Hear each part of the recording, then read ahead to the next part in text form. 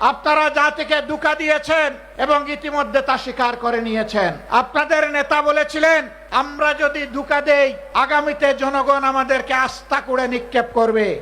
সেই আস্থা করে দেখার জন্য আপনারা তৈরি হন। গণভোটের রায় অগ্রাহ্য করার মানে হচ্ছে এদেশের জনগণকে অপমান করা, তাদের ভোটকে অস্বীকার করা, তাদের রায়ের প্রতি বৃদ্ধাঙ্গুলি দেখানো। মনে রাখবেন, জনগণের বিরুদ্ধে দাঁড়িয়ে অতীতে কেউ কোনোদিন রেহাই পায়নি, আপনারাও রেহাই পাবেন না। সময় থাকতে অনুরোধ করি, এখনো সৎ পথে ফিরে আসুন। জাতির সাথে গাদ্দারি বেইমানি করবেন না।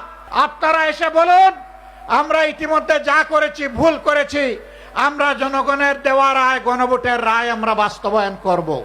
হয়তো জনগণ তখন আপনাদেরকে ক্ষমা করবে। যেদিন এই তরুণ তরুণীরা সিদ্ধান্ত নিয়ে সামনে এসেছিল, জনগণ তাদের ডাকে সাড়া দিয়েছিল। নারী পুরুষ, শিশু কিশোর যুবক আবাল বৃদ্ধ বনিতা সকলে রাস্তায় নেমে এসেছিল। আন্দোলন সেদিনই সফলতার মুখ দেখেছিল।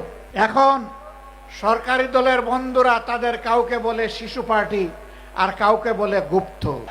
লজ্জা! যাদের কারণে আজকে আপনাদের এই গদি, তাদের নিয়ে আপনারা উপহাস করছেন।